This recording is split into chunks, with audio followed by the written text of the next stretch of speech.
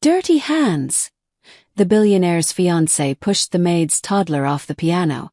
She never saw his reaction coming. I dare you to watch this without getting emotional. 3-year-old girl. Tiny hands. Worn-out shoes. Standing in a mansion worth more than her entire world. She wasn't invited. She wasn't wanted. She was only there because her mother scrubbed the floors of that grand estate every single day, invisible to everyone inside it. But that night, the night of the engagement party, something happened that nobody in that ballroom could have ever predicted. A woman in a designer dress looked down at that little girl's hands and said 2 words that silenced the room. 2 words that were meant to humiliate. 2 words that started everything. The little girl didn't cry. She didn't run. She walked, slowly, quietly, toward the grand piano in the center of the room. And what happened next shocked every single person in that mansion to their core. Hey beautiful people, welcome back. If you're new here, I'm so glad you found this channel because we tell stories that actually stay with you long after they're over. Drop a comment right now. Where in the world are you watching from? I love seeing all your locations. And please, if you haven't subscribed yet, do it now, because the final moment of today's story, it will absolutely wreck you. In the best possible way. Stay until the end. You'll understand why. Now, let's get into it. She hadn't always been invisible. But life has a way of making people forget who they once were. Elena had worked in the Mercer estate for 4 years. 4 years of arriving before sunrise. 4 years of buffing marble floors until they gleamed like frozen lakes. 4 years of pressing linens, arranging flowers, and making sure every surface in that enormous house reflected nothing but perfection.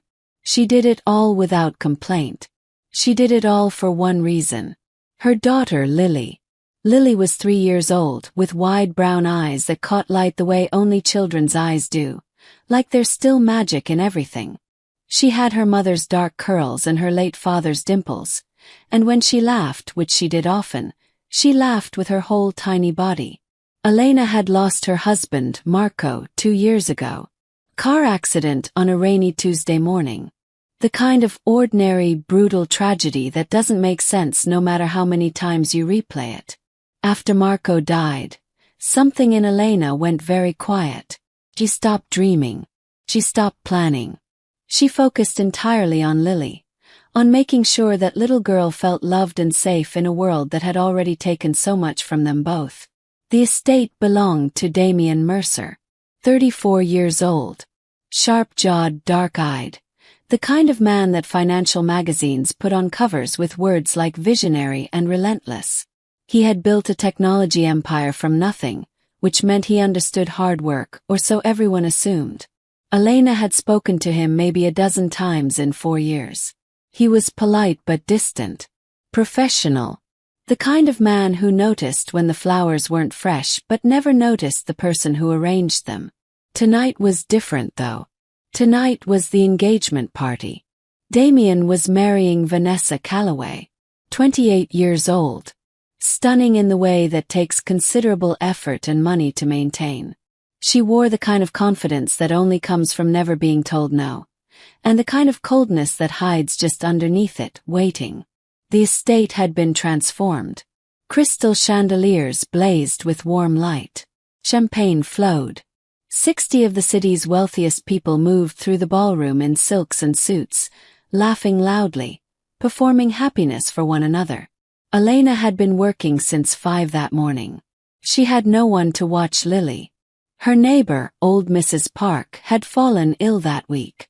The daycare was closed for a weekend event. And Elena couldn't afford to lose this job. Not this job, not now. So she did the only thing she could. She brought Lily with her, tucked into a small corner of the staff hallway, settled with a worn stuffed rabbit named Pip and a container of crackers. "Stay here, baby," Elena had whispered, kneeling down to look her daughter in the eyes. "Mama is just around the corner. Don't come out, okay? This is a very important night for the people who live here." Lily had nodded seriously, the way toddlers do when they want you to know they understood every word. Elena kissed her forehead and went back to work. For 2 hours everything was fine. The guests arrived. The music played. Damien stood beside Vanessa at the top of the grand staircase, and people raised their glasses and said the kinds of things people say at parties like this. Beautiful couple, so perfectly matched, truly made for each other. Elena moved through it all like a ghost. Refilling. Collecting. Smiling when smiled at. Invisible when not. And then she heard a sound that stopped her heart. Small footsteps on marble. He turned. Lily had wandered out. She stood at the edge of the ballroom doorway, still clutching Pip, her little eyes enormous as she took in the lights and the people and the music. All of it so far beyond anything she had ever seen. Elena started moving toward her immediately. But she wasn't fast enough. Vanessa saw Lily first. She had been mid-conversation with 2 women from the city's most exclusive social circle, gesturing with her champagne glass, when she noticed the small figure in the doorway. Little girl. Curly hair slightly disheveled. Wearing a simple pale yellow dress, clearly not new. Holding a stuffed rabbit. Looking around with open-mouthed wonder. Vanessa's smile didn't disappear. Changed. It became something sharper. "Oh," she said, loud enough for the people around her to hear. "Whose child is this?" She walked toward Lily slowly, heels clicking on the marble, and when she reached her, she looked down at those small hands, slightly dusty from the hallway floor, and said it. Loud, clear, deliberate. Dirty hands. The room didn't go silent immediately. But it would. Because what happened next set something in motion that couldn't be stopped. Vanessa reached out and physically pushed Lily's hands away from the ballroom entrance. Not violently, but firmly. Dismissively. The way you'd move something that didn't belong. Lily stumbled back one small step. She looked up at Vanessa with those enormous brown eyes, and for a moment her lip trembled, the universal signal of a child deciding whether or not to cry. Elena appeared at that exact instant, breaking through the edge of the crowd, her face pale. "I'm so sorry," she said immediately, reaching for Lily, pulling her close. "I'm so sorry," she wandered out, "it won't happen again. It shouldn't have happened the first time." Vanessa's voice was silk over ice. She didn't raise it. She didn't need to. This is a private event. Your personal situation is not our concern. People nearby had noticed. Some looked away. Watched. Damien was across the room. He had heard something but couldn't see through the crowd. Elena nodded, kept her eyes down, and lifted Lily into her arms. "Come on, baby," she murmured into Lily's curls. "Come with Mama." But Lily wasn't crying. That was the thing nobody expected. She had stopped trembling. Her little face had gone very still, not blank but focused, the way children look when something has caught their attention so completely that everything else disappears. She was staring at the piano. The grand piano sat in the center of the ballroom, a 9-foot Steinway, black lacquer, lit from above by a single chandelier so that it gleamed like something sacred. It had been placed there for the evening's entertainment, though the pianist had stepped away for a break. Lily stared at it the way other children stare at playgrounds, like it was calling her. "Lily," Elena whispered. "Baby, we have to go." "Piano," Lily said softly. "I know, sweetheart. We can't." "Piano, Mama." There was something in her daughter's voice that made Elena pause. She had heard that voice before. Not often. Only in their small apartment, where they had no piano. Only an old video on Elena's phone that Marco had recorded before he died. A recording of himself playing a simple melody, meant as a lullaby for the daughter he knew was coming. Lily had watched that video hundreds of times. Sometimes she pressed her tiny fingers against the phone screen, right where his hands were, as if she could feel the keys through the glass. Elena hesitated. Every rational thought she had said, no. Pick her up. Go back to the hallway. Survive this night and protect your job. But something else, something she couldn't name, made her set Lily down on her feet instead. Maybe it was exhaustion. Maybe it was grief. Maybe it was the look in her daughter's eyes, so certain and so calm. Whatever it was, Elena let go. And Lily walked toward the piano. The crowd noticed in pieces. First, the people closest to the piano. Two men in conversation who stopped mid-sentence, looking confused at the small child approaching. Then the ripple outward as others turned to see what they were looking at. Laughter started at the edges. Gentle, dismissive, the kind that isn't cruel on purpose but lands that way regardless. Is that the maid's child? What on earth is she doing? Someone should stop her before she touches anything. Vanessa had already turned back to her conversation, confident the intrusion had been handled. But one of her friends touched her arm. Vanessa. Look. He turned. Lily had reached the piano bench. She was too small to climb it alone, so she put both hands on the seat, those small, slightly dusty hands, and pulled herself up with the focused determination that only toddlers possess. She sat down. She looked at the keys for a long moment. The room watched, still mostly amused. A few people had their phones out expecting something funny, a toddler banging randomly, a cute mess of noise. Then Lily placed her fingers on the keys and played the first note. One note. That's all it took. And in that single sound, something in the room shifted. Something that could never be undone. It wasn't random. That was what hit everyone first, the absolute impossible fact that it was not random. The note was clean, deliberate, placed with the quiet certainty of someone who knows exactly what they're doing. Then the second note, then the third. And slowly, heartbreakingly slowly, a melody emerged. It was simple. It was gentle. It was the kind of tune that feels like it was written specifically for quiet moments and old memories. The kind of melody that gets into your chest and stays there. Elena recognized it instantly. Her hand flew to her mouth. It was Marco's lullaby. The song he had recorded on that phone. The song Lily had watched 100 times, pressing her fingers against the screen. The song she had apparently memorized. Not just heard but memorized. Every note, every pause, every gentle rise and fall. A 3-year-old girl was playing it from memory. On a 9-foot Steinway. In the middle of a billionaire's engagement party. The laughter died completely. 60 people stood in absolute silence. The only sound in that vast, glittering ballroom was the music, delicate and achingly pure, coming from the smallest person in the room. Damien Mercer had pushed through to the front of the crowd. He stood very still, watching, and something moved across his face that he couldn't control. Something that had no business appearing at an engagement party among people who expected him to be composed at all times. His jaw tightened. His eyes went bright. Because Damien Mercer had heard this melody before. Not this exact song. But this feeling. The feeling of a piece of music played not for performance, not for applause, but purely because the person playing it needed to say something that words couldn't carry. He had felt that once. A long time ago.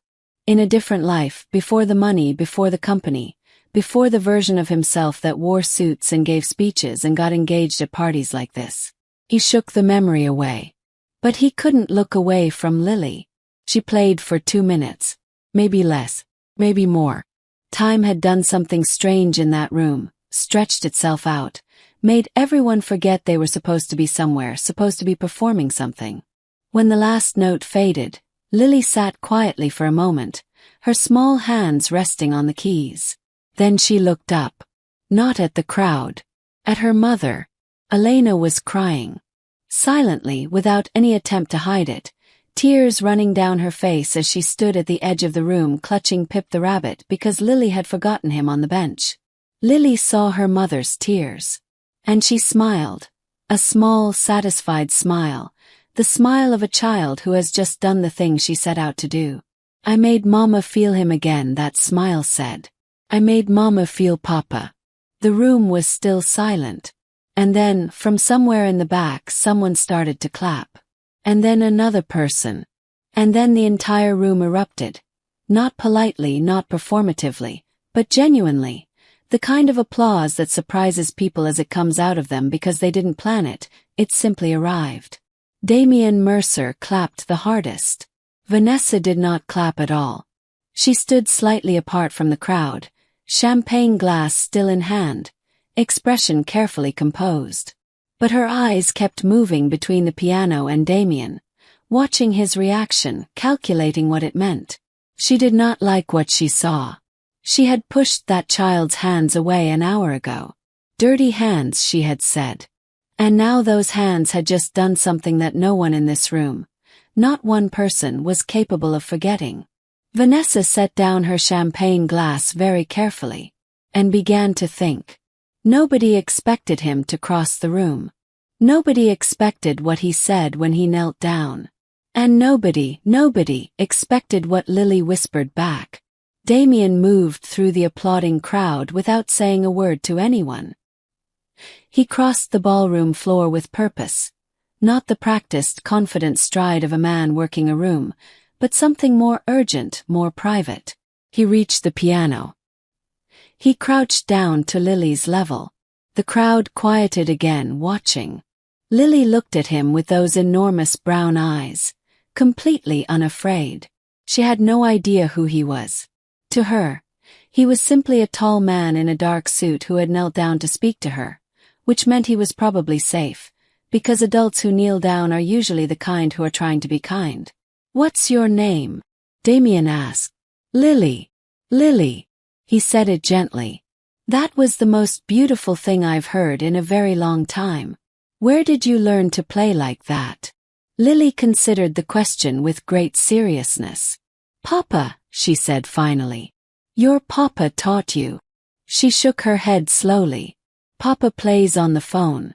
I watch." Damien absorbed that. "Is your papa here tonight?" Lily's expression shifted. Something moved across it, some understanding too large for her small face but present in it anyway. The way children carry grief without fully having language for it yet. "Papa is in the sky," she said simply. The room heard it. Several people looked away. Damien stayed very still for a moment, then nodded. "I see."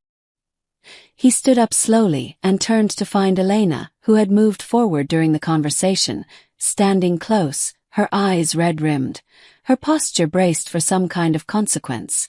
"Your daughter," Damien said quietly, "is extraordinary." Elena opened her mouth, closed it. "I'm so sorry for the interruption, Mr. Mercer, it won't." "Don't apologize." His voice wasn't loud, but it carried something that stopped her completely. "Please don't apologize for that." He looked at Lily once more, then at Elena. "Has she had lessons?" "No." Elena almost laughed, a small, helpless sound. "No, we don't have access to." She stopped. "Well, she hasn't." Something resolved in Damien's expression. But before he could say anything more, "Damien." Vanessa appeared at his side. Her voice was pleasant. Her eyes were not. "The guests are waiting. We still have the toast." He looked at her. A long beat passed between them, the kind of beat that married couples develop over years, but that engaged couples sometimes stumble into early, when they discover, in public and without warning, that they see something very differently. "Of course," Damien said finally. He let himself be guided away. But he looked back once.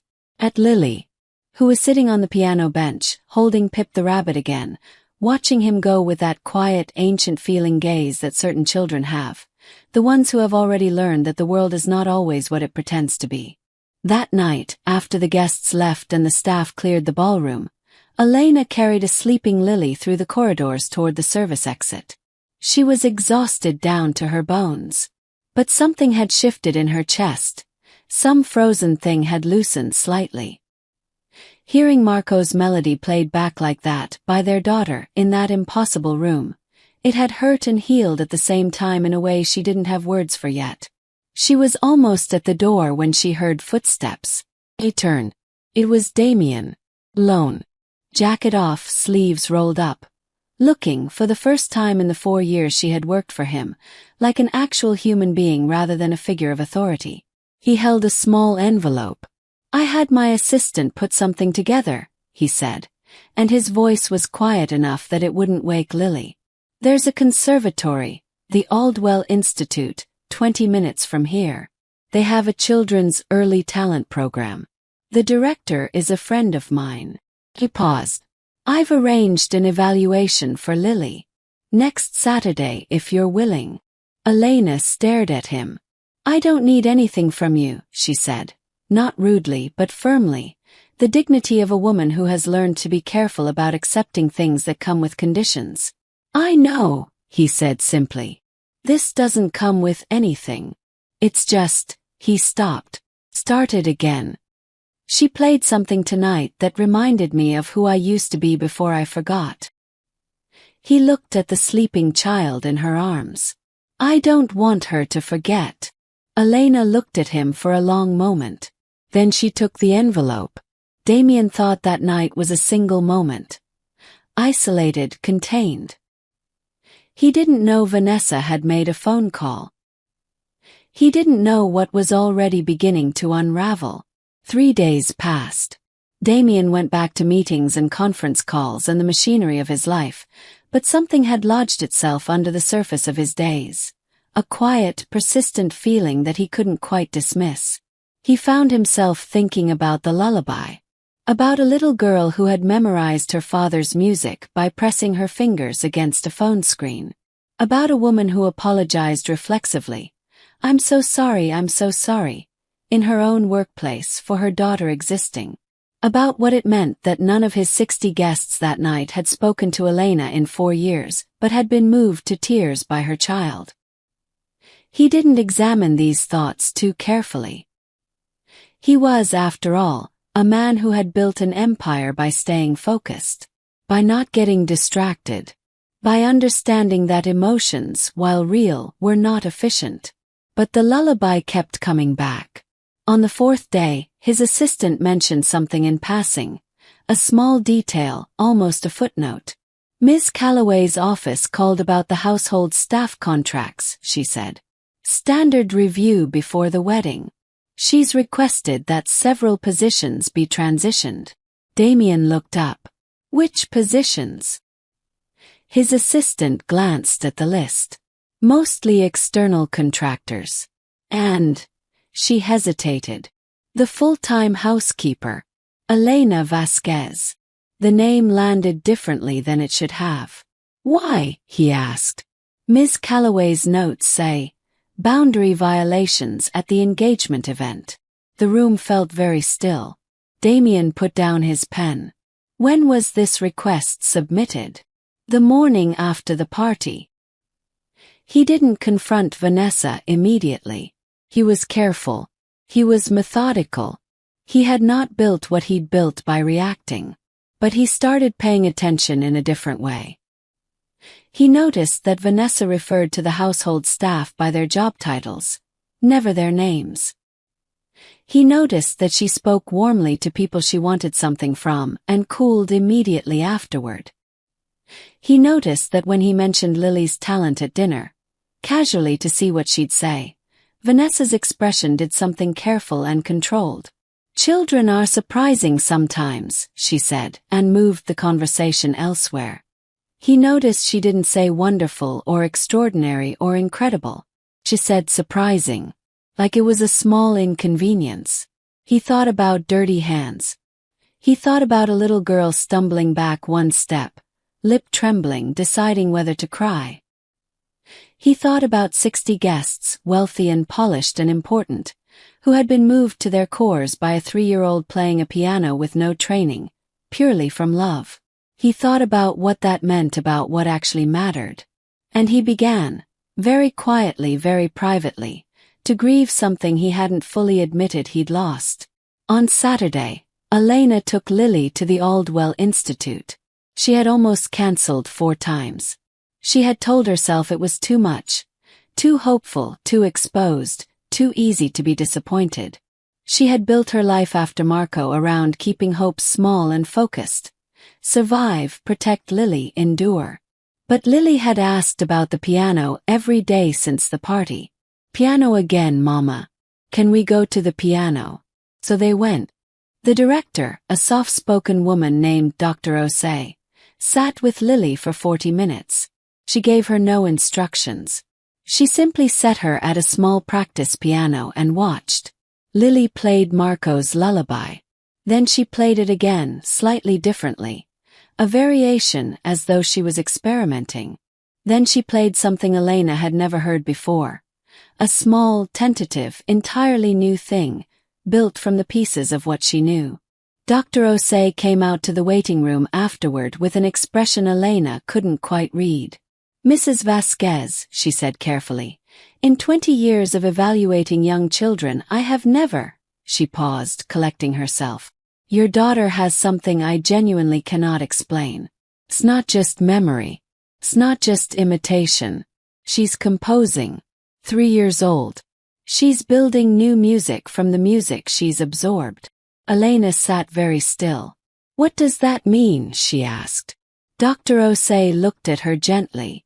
It means, she said, that you should be very, very careful about what doors you open for her. Because once you open them, there will be no closing them. Elena looked through the small window at her daughter, sitting at the piano, eyes half closed, fingers moving like she was having a conversation with something no one else could hear. She thought of Marco. She thought of how he used to say that music was just love with nowhere else to go. And for the first time in 2 years, Elena Vasquez allowed herself to hope.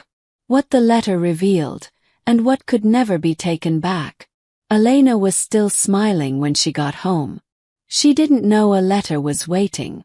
She didn't know that everything was about to change. The letter was slipped under the door of her small apartment. No return address. Printed on paper with no identifying marks. Elena read it standing in the hallway, still wearing her coat, while Lily played with Pip on the floor behind her. It was short.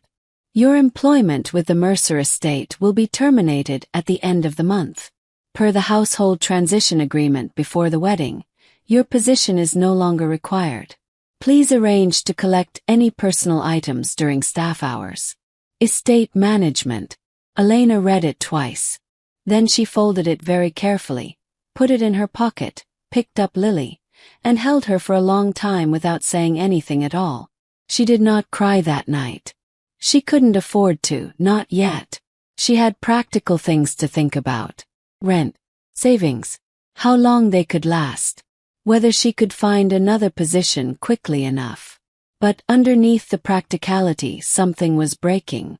Not just the job, not just the money. The hope she had felt 3 hours ago, standing in that conservatory watching her daughter play. That hope had a shape now. And losing the job meant potentially losing access to everything that shape required. Lily's lessons. Lily's future. The door Dr. Osei had described. She sat at the kitchen table after Lily fell asleep and stared at the wall. She thought about going quietly. She thought about the way she had spent 4 years making herself invisible, apologizing reflexively, accepting things with her eyes down. And then she thought about Lily walking toward that piano. Small and unhurried and completely certain. Not because anyone told her to. Not because she'd been invited. But because she knew, the way certain people simply know, that she had something to offer and she was going to offer it. Elena got up from the table. She picked up her phone. And she did something she had never done in 4 years. She called Damien Mercer directly. He answered on the second ring. Elena. His voice was alert, present, like he'd been waiting for something though he didn't know what. Mr. Mercer. She kept her voice steady. I received a letter tonight. About my termination. Silence. I'm not calling to beg, she continued. I want you to know that. I'm calling because... She stopped. Started again. Dr. Osei at the Aldwell Institute told me today that my daughter has a gift she cannot explain. And I cannot let that gift disappear because of something that has nothing to do with my work performance or Lily's talent. More silence. When Damien spoke, his voice was different. Lower, tighter, the voice of a man who is angry but is being extremely controlled about it. "I didn't issue that termination," he said. Elena closed her eyes. "I know," she said softly. What happened next took 3 days to unfold. Damien had a conversation with Vanessa that was not, by any account, a small one. He had been willing to ask questions. He had been willing to examine things carefully. He had been willing to give doubt its full and proper process. But he had also been in business long enough to know that the thing a person does when they think they're unobserved is the truest thing about them. Vanessa had watched a 3-year-old girl stumble backward on marble floors. She had said dirty hands. She had then, that same night, moved to have that child's mother removed from her home. Not out of practicality. Not out of necessity.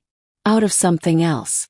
Something that told Damien more about who he had been preparing to build a life with than any conversation or dinner or shared holiday ever had. He called off the engagement on a Tuesday afternoon. Quietly. Without drama. With the kind of clarity that only comes when a person stops performing certainty and finally faces what they actually know. 1 month later, Elena received a different letter. This one was handwritten. "Elena, I owe you more than this letter can carry. But I'll start here. The Aldwell Institute has been endowed with a new scholarship fund for early talent children from working families. The first recipient is Lily. Full program, fully funded for as long as she needs it. I also want to offer you a different position at the estate. Not as a housekeeper but as the property manager. Different work. Different hours. Enough that you can be there when Lily finishes her sessions on Saturdays. You don't have to accept either of these things. I understand if you don't want anything connected to this family or this house. But I wanted you to know that what your daughter played that night changed something in me that I had spent years making sure nobody could change. I don't fully understand it yet. I just know that I'm grateful. Damien. P.S. She plays like she's having a conversation with someone the rest of us can't hear. Think you know who?" Elena read the letter twice.